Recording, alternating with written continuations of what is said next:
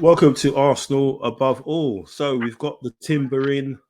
I've got Daniel and Steve with me. We're gonna chop it up. We're gonna discuss where his place is in the team. Does he get in the team? Does he get in ahead of Ben White? Dare I say? I know. Yeah. You can see Steve's reaction there. He's not happy about that. But we'll talk about that. We'll skirt over the game yesterday where everyone seemed to lose their proverbial over the preseason game and the fact that we didn't win it. And we'll just talk about the missing man, Declan Rice. Is it going to be like literally a mad dash for him to get through the airport security to get on the plane in time for the flight to the States? So we'll talk about that and a bit more just after this. Let's go.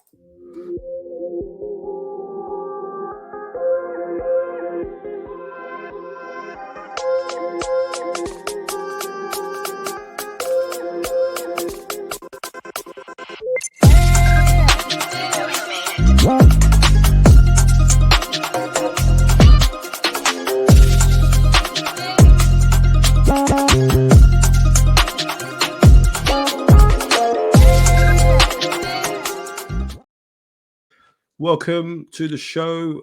I've got Daniel James with me. How you doing, Daniel? All good, my bro. Good, thank you. Thanks for having me. No, I appreciate it. I appreciate it as always. And I've got Steve. They call me Stepney Osakwe. How you doing, my friend? Yeah, all good. Hay fever's killed me, but that's about it, really. Good. Thanks for your time again, as always, gents. It's meant to have this show. Well, probably nine days ago. Then it was like 7 days ago, 8 days. Because nothing was happening with the Rice deal, nothing was happening with the Timber deal. But today, it was announced that Jurrien Timber has been officially signed from Ajax on a 38 million pounds deal. He's 22 years old, so you're really young, very experienced. He's won things for Ajax. Comes with great praise from all kind of professionals. Virgil van Dijk has been talking stuff about him, about how advanced he was at his age compared to actual Van Dijk was. Obviously, we know Ten Hag was looking at him as well last season, and he obviously decided to extend his contract to Ajax. But just in terms of his attributes, which a lot of people have discussed, I haven't seen him that much. I think I might have just seen him in a World Cup game, not focus on him, but watch the game where he's featured. But what do you think in terms of his attributes and what he'll bring, Daniel? I think we've had this chat over WhatsApp. Do you think he's going to come in specifically as a right back, or do you think he's going to be like a right centre back, or is he just going to be like a utility player where he can just fit in wherever is needed? But the key thing is the quality, the levels won't drop as much. You know what? I watched his interview with Arsenal.com, and he alluded to playing in a variety of positions. So whether that was right back or centre back or even in midfield, he said as well. So maybe perhaps Arteta and the club are keeping their cards close to their chest. Maybe they don't want to give too much information out. They just want to see how he integrates into the team. I'd like to see him nail down one particular spot rather than being used as a utility player, because we've seen before utility players are good to have, but they end up being the jack of all trades and the master of none sometimes. I'd like to see, for what we're spending on him as well, he's not like, a £5 million utility player. It's not, the best part of 40 odd million once all the add-ons. Apparently they're easy add-ons as well. So I'm led to believe that he will, sorry Steve, but I think he will be challenging Benny Blanco for that right back spot. So yeah, that's my thinking at the moment. Not happy, man. You've gone in 2-footed. Right, you've not even hit 5 minutes yet, and you've gone in 2-footed on Steve there. Oh, sorry, red card.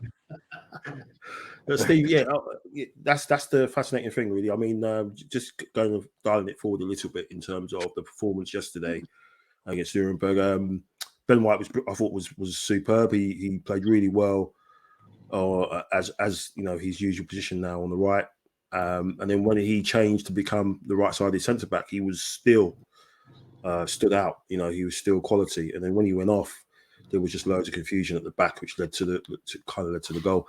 But same question to you. What do you think? Do you think he's like a Swiss Army knife type of guy, which Arteta, apart from maybe you could say the two centre backs, Saliba and Gabriel, who are more fixed, but do you think everyone else he can move around, and it just improves the quality is still going to be there, or do you think he is going to be specifically just there for the right back side, because obviously that's where he's he said he can play there in his interview. He was saying that that's where he likes to play and where he can play.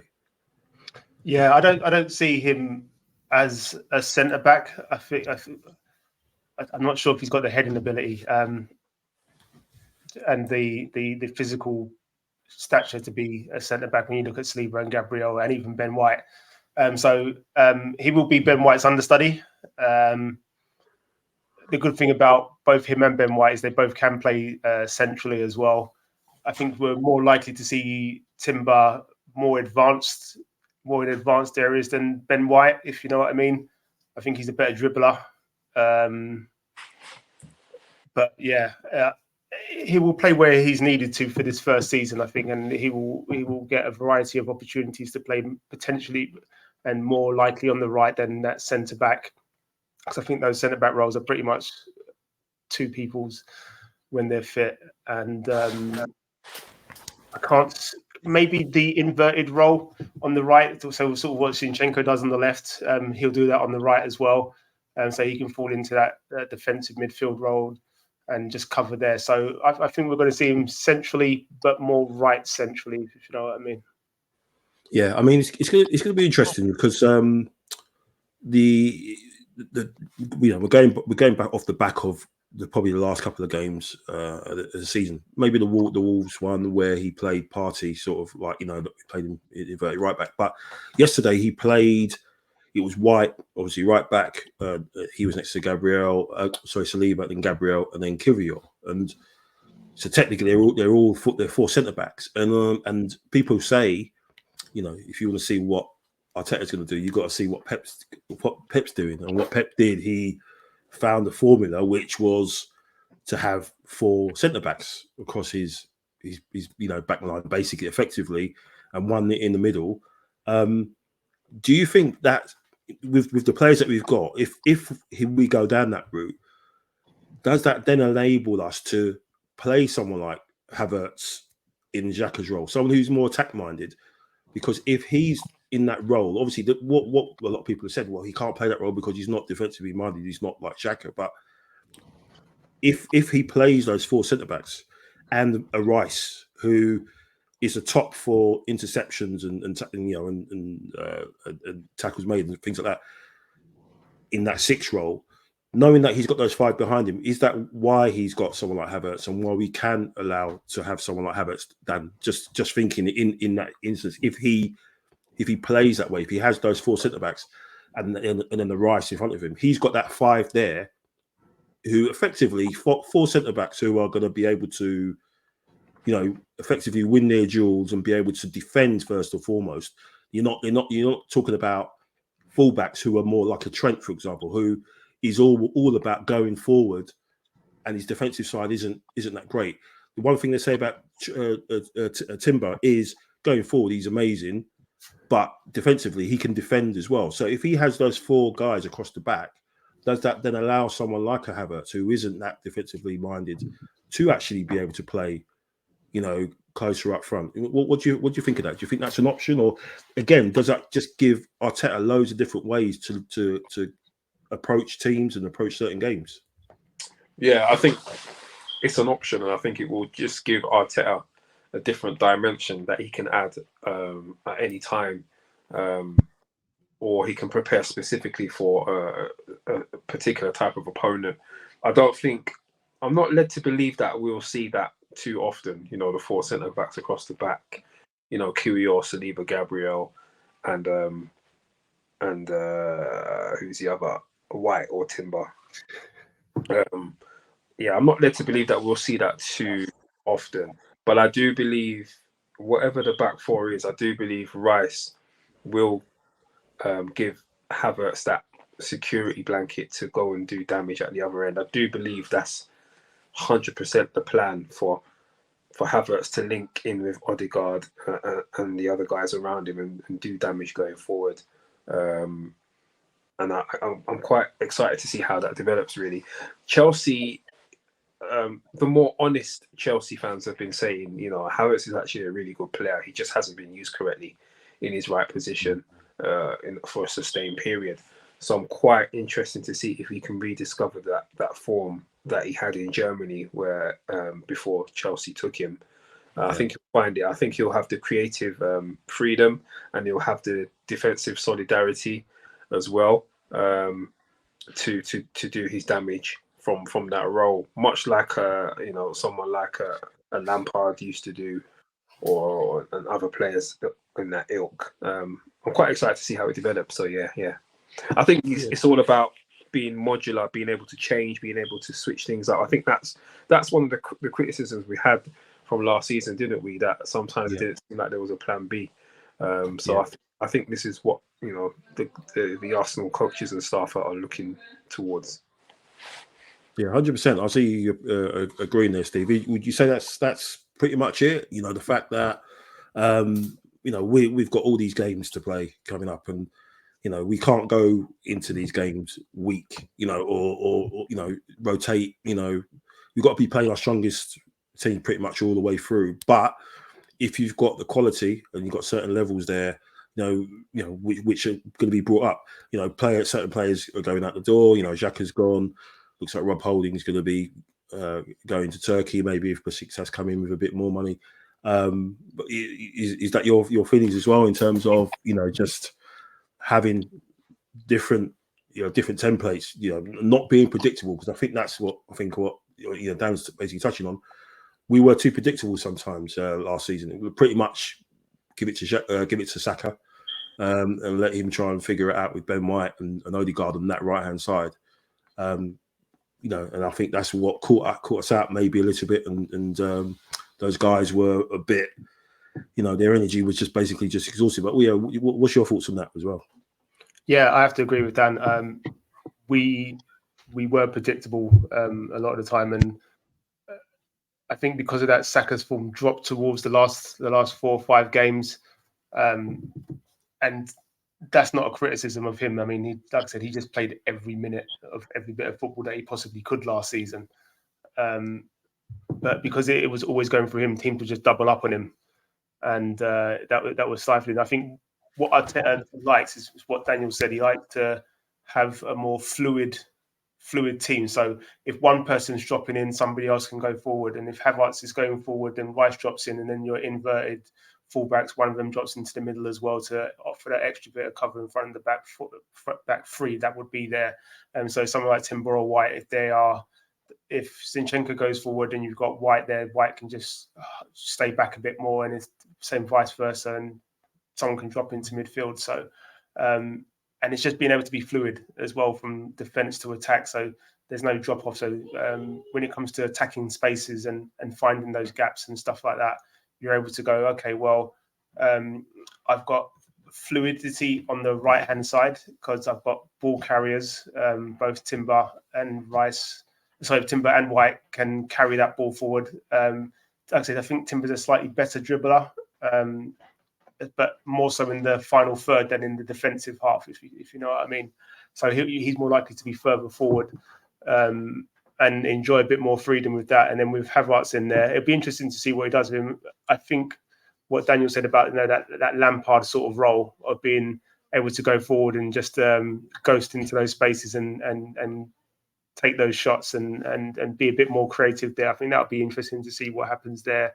I'm going to give a shout out to Emile Smith-Rowe as well, because I think this is a potentially big season for him now. If he comes back fully firing like he has been for the under 21s, winning the Euros, he could have a good impact and offer a starting berth for a great competition. So it'd be interesting. But so we need to be more fluid from defence build up to attack, and that should hopefully mean that players like Jesus are not dropping back so much and are being able to stay a bit more further up the pitch and do the press up front like he's good at. Okay, cool. Yeah, I mean, kudos to Emile Smith-Rowe. As you said, brilliant tournament for him. I think he's, Arteta in terms of how Emile Smith-Rowe has been towards the end of last season. This has been the perfect kind of pre-season for him. He's got, real competitive minutes in. He's scored a few goals. He's actually won something, and has played a key part. And you compare that to someone like Vieira, who was supposed to go to that tournament, got injured and kind of missed out. And now he's obviously still sort of he played yesterday. Had some good flashes, but you kind of think it's between those two, isn't it, really, in terms of who's going to be getting the minutes. And I think Smith-Rowe is probably coming into it on a bit of a high next season. And I think he's still got a hell of a lot to give. And Arteta's said that as well. And they've still got faith in him. So you've got a little Goonie there with you, Daniel. You're trying to jump in to the chat. Yeah, that's Guna Ruben. You know what I mean? Hey, Ruben. That's a little. So you junior Gunners already, and you got Eddie. Yeah. That's it. I've got to try and get another season ticket now. I've got 2. I've got to get another one, and there's another boy on the way as well. Blimey. They're gonna have to share the 2 of them. They're gonna have to share the 2 tickets. I can't get 3, 4. So maybe the way you're going, you might have a few people appearing on this chart soon, in maybe 10 or 15 years. So you got this squad chart. They'll be doing it with Thierry, mate. We've got this squad chart here. I've shown it to you guys. Obviously, you're over the chat, and it's just throwing stuff out there. It's not nothing. You've come back and said certain things and about certain players. I think again, just looking at the defense, because of what you guys were saying about the versatility. You've got so many players that can play in so many positions, especially Tomiyasu is the key one. And just looking at that shows you how massive of a blow it was that he was injured the same time as Saliba and what he could have brought to the table. But in terms of that, looking at that, Daniel, what's the area that you would? I mean, because we're taking into account, he goes with this formation in certain games, or like we said earlier, he might be happy with maybe if Zinchenko's out of there and maybe a more defensive minded, maybe Kyrgios's in there, then he can play Rice on his own. But I still, for me, I would still like to see Thomas Partey be involved. I wouldn't like to see him sold. He played really well yesterday. He looked really sharp. But this is just going by, obviously, just if it was this kind of formation, more attacking formation, maybe you play at home, maybe. What's your thoughts on that? What jumps out at you in the area that you would still like to see strengthened, Dan?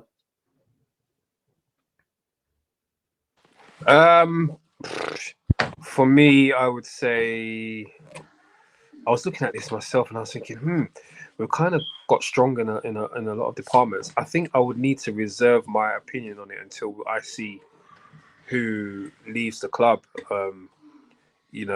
Is Partey going to go? Is he not? I would hope not, to be honest. I agree with you, Mike. I think he'd be a vital part of the squad. I think what we've seen from the last couple of years is that he's not someone to rely on for 38 games plus Europe and Cup matches.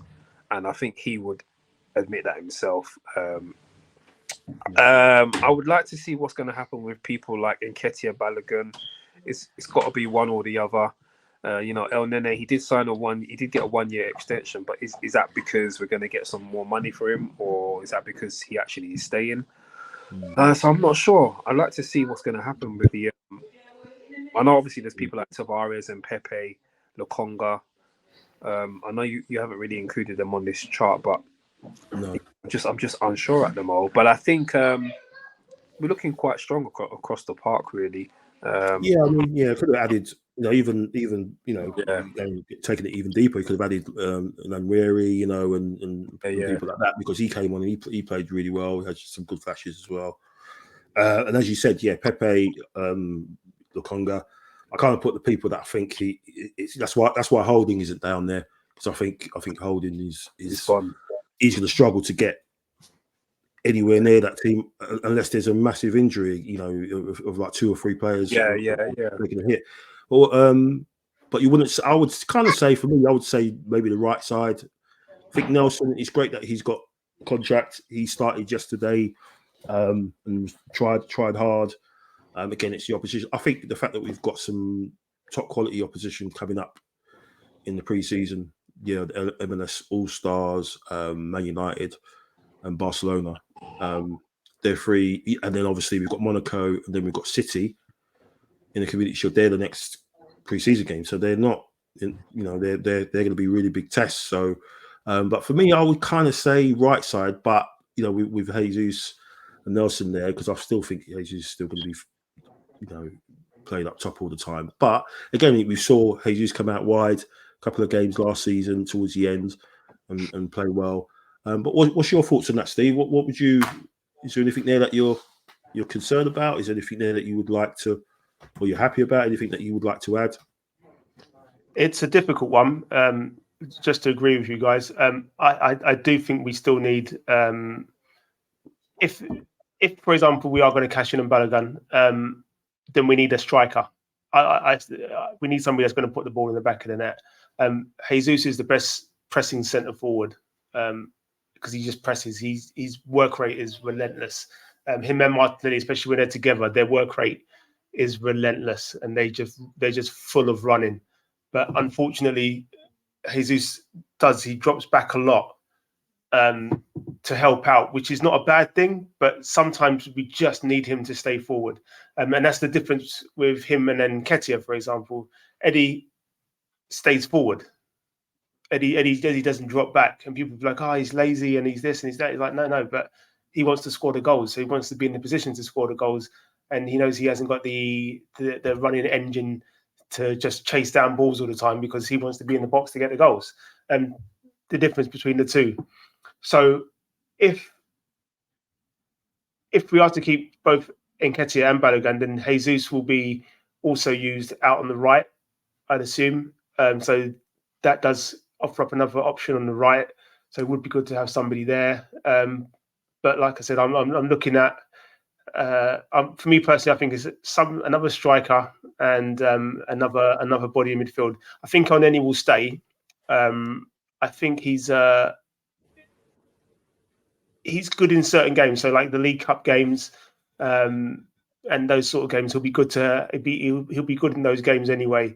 And he's a great hype man. So just be perfectly fair, he loves the club. He wants to play, but he wants to win. But he also understands that he's not always going to play, and he's not always going to win. And there are players that are ahead of him in terms of their ability in the squad. But he's a very useful player still. He always puts in a good shift as well. So I think Oneni will stay, but it would be good to get somebody else in there.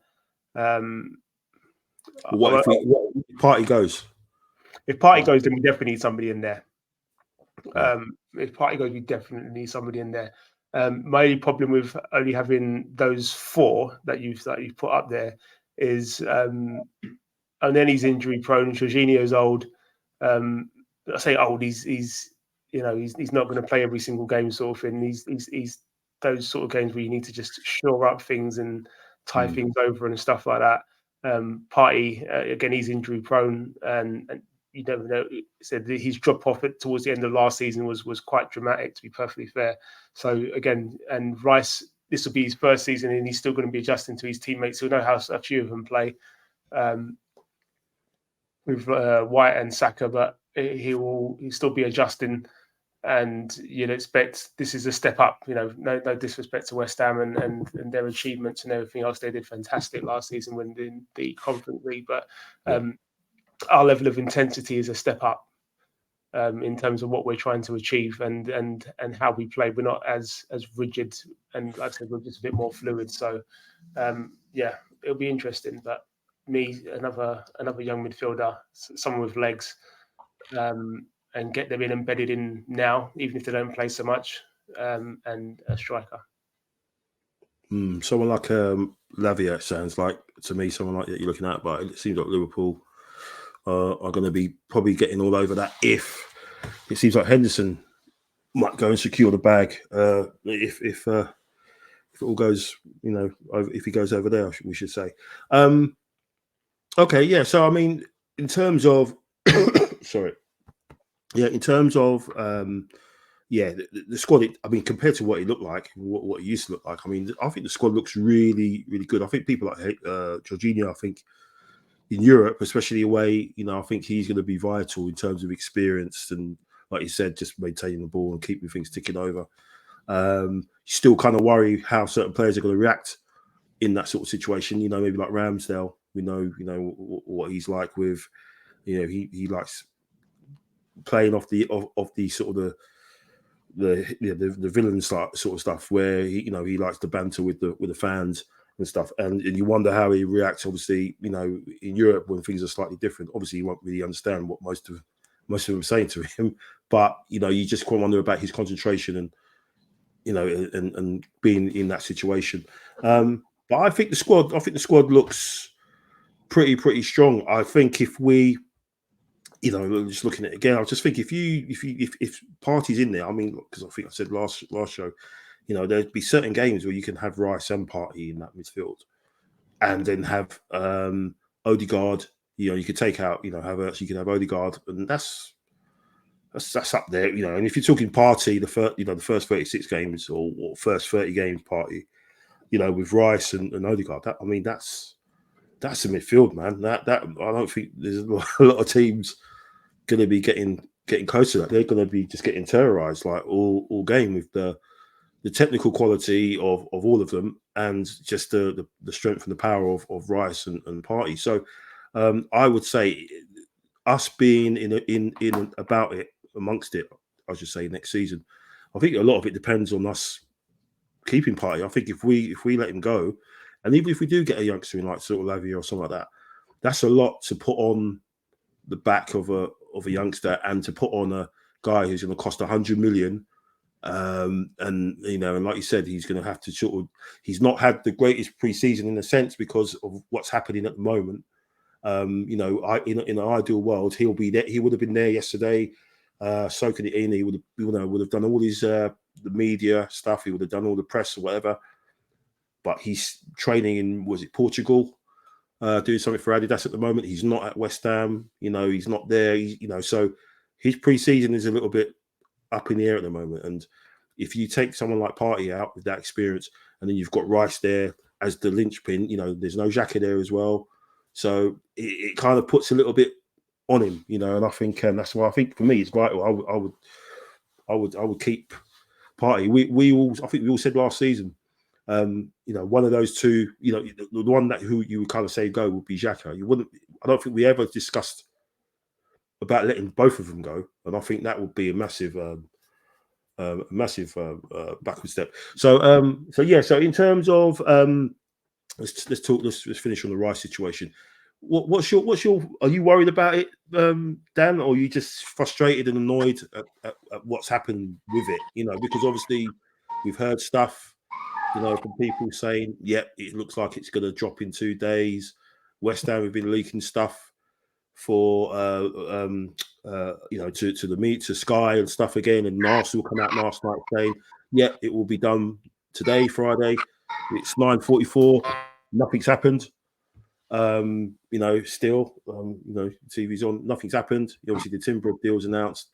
What's your thoughts on the whole situation, Dan? It's a bit. I have been a bit annoyed. I'll be honest. I have been a bit annoyed at times, but there's surely a really good explanation for it. I mean, Sky Sports are saying, "Oh, it's Arsenal's lawyers. They're delaying it, and West Ham are getting annoyed with the delays." Blah blah blah blah. But I'm sure there's a very good reason. Deals of this kind of magnitude, when you're spending this kind of money, there's got to be so many clauses and different bits and bobs that are attached to it. And we know that West Ham were already quite difficult in the early rounds of the negotiations. So for me, I've got no issue with Arsenal taking their time with announcing the deal. I do hear what you're saying though with regards to it does it gives Rice less opportunity to get involved with the squad and get his pre-season underway.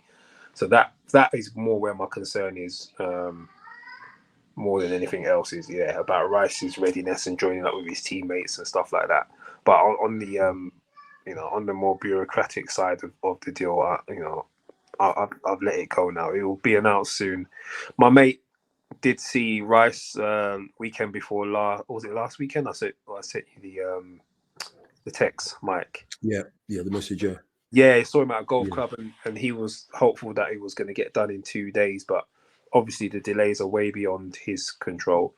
Yeah. So it is what it is, and I agree with what you said as well. I think Partey is very important because I think Rice might need a little bit of time to kind of bed in, and then we can kind of unleash him. Maybe the first big game, which I think is it Man United first? Man United at home in September, and then after that we got them. Them after that. But I just think I'll come to you, Steve. But I just think because people have said about Rice, a lot of there's a lot of good West Ham fans that I speak to, and obviously we know there's some of them online on Twitter who are quite bitter and stuff like that. But the good ones have basically said, look, you don't know, you don't realize how good a player you've got. There's a lot more to his game. At England, he plays as a 6. He just sits there and he just covers and everything. And I think that's kind of what a lot of people are looking at Arteta doing, especially if he has this 4 centre-back system sort of thing that he decides to do or decides to implement in certain games, which I think he will. But he can play as an 8, where he's more box to box. He can do that as well. And I think you can only really do that if you've got. I mean, imagine if you've got someone like Partey behind him doing that.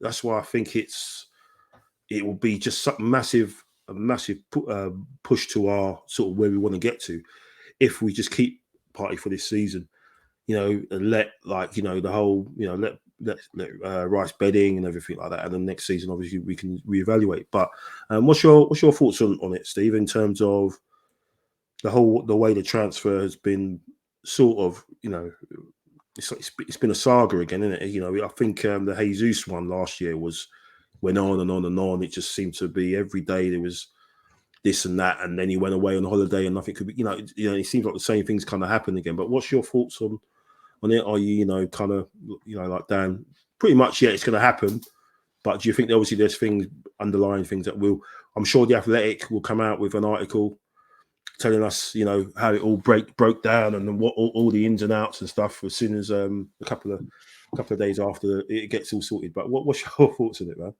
Well, first of all, for those of you that watch Succession, I'm Logan. I'm Kendall Roy right now, and I'm going to announce it. Okay, I'm going to call it. He's signing on Sunday. Okay, I've called it. There you go. That's it. It's done.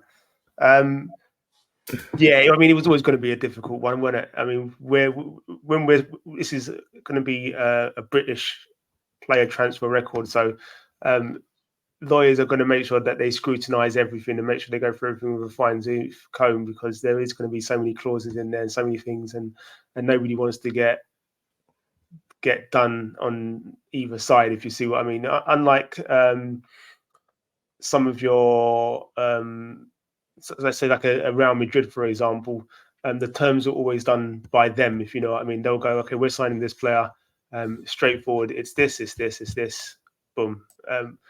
Where we've gone through a transition of going, okay, well, we've gone from ours and doing everything to now getting people in that are doing stuff, and they're still figuring out. And yes, I'm not saying that they're inexperienced or anything, but they've got to make sure that things are all done above board and everything else. Because it's going to happen. I've called it, so that's it. It's done. It's out there. I've called it. Sunday night, there'll be an announcement, and then Monday morning there'll be a video of Rice going, "I've been cooking in the background." Nearly got burnt. but now I'm off. So. Oh dear. But yeah, some conspiracy theories have said, oh, they're waiting to announce it when he goes to the States because obviously that's the big thing. You know, the Kroenkes. Obviously they're having the big game against Barcelona in their spaceship stadium, and but obviously we play Messi in the MLS game before, you know, a few days before that. But a lot of people are saying, and I think the kit, the away kit comes out next week, I think, as well. I think, is it the 18th or something like that? So maybe they're just doing, yeah. But you kind of think it's getting silly now. You know, just get it announced. You know, people are losing their stuff again. You know, over it. It's like, okay, Monday. You know, if it wasn't gonna collapse, it would have collapsed by now. You know, the fact that West Ham are saying they're just waiting, you know, that means that they've done their bit. They're just waiting for Arsenal to do theirs. So, you know, it's like there's only one team that can pull out, and it's Arsenal, and they're not going to do that. So it's going to be like that with West Ham. West Ham are playing the media stuff as well. If you know what I mean? Yeah, exactly. And that's fine. You know, they're losing their captain and a great player. Like I said, Sunday it will be announced that he signed, and then Monday there'll be a video drop, and like I said, it will be, you know, rice cooking, and you know, he'll show his jollof rice in the background and go, yeah, you see. You know what? Anything but that rice baby, which I see people doing. Have you seen the adverts all around? Like adverts around bus stops and billboards all around there as well. It's like someone knew something, isn't it? You know, Kid, just on a side note, Kid One did an advert with him last year. Oh, is it? Yeah. She did a Muller Rice advert with him last year. Oh, cool. No, was it? No, it was a Panini one. Panini. Oh, the Panini one. Oh, yeah. He did that as well. One. Yeah. So funny. Yeah. She was like, "Who's Rice?" I was like, "It's Declan." Well, let's see what happens, man. Hopefully, like as Steve said, we've got the exclusive. Steve, you know, has broken it. Sky Sports Steve has said that the rice is cooking. Declan Rice and peas, jollof rice, whatever, you know, it's all ready, and it's going to be announced on Sunday. Obviously, the boys fly out to the States, I think, on Sunday, and then they've got the MLS game, and then they've got United, I think, 2 days later, which is a bit mad. So I imagine there'll be quite a lot of rotation in terms of that. Yeah, I'm sure he'll feature probably in that game. Funny enough, he'll probably end up playing against Man United, who were supposedly in for him, you know, which you know, obviously West Ham and Sky Sports trying to fabricate. But yeah, that's it. Short, sharp, and sweet tonight. You know, thanks for listening. Obviously, you can listen to this. Obviously, you know, watch us on YouTube, on Spotify, Acast, Anchor, and obviously like, share, and subscribe to all your like-minded gooners who like some sensible chat. Daniel, thanks very much for joining me. I'm sure we'll speak again soon. Obviously, we'll talk about Rice when he does sign, and obviously the big one, which we won't talk about. You know, the Frenchman from PSG when he lands as well. We'll talk about that. And I think that's gone right over his head because he hasn't reacted to that. But or he's just like, man's just talking pure stupidness. I'm not even going to be. It's two Frenchmen. We get one from PSG and one from Madrid. So you know, it's fine.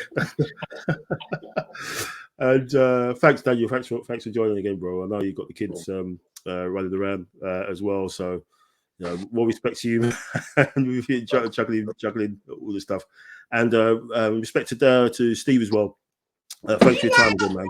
I know you're doing bits with your channel behind the scenes podcast that's going really well. You know, thanks for your time, and yeah, appreciate it. So let's hope, you know, like Steve's right, on Sunday we'll be all eating some rice, you know, with our Sunday dinner, and another piece of the puzzle towards trying to get this title, you know, which would be great to win it, you know, in the 20 years anniversary season of the Invincibles. So let's go. Are you eating some rice there? What are you eating, Daniel? Is that with the rice? He's eating with the rice. That's ice cream, bruv. Is that rice cream? Did you say rice cream? Oh my Rice gosh.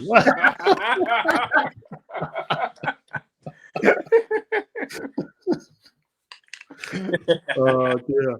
No, Thanks, guys. Appreciate that. I'll speak to you soon, man. Bless. Cool, man. Up it goes.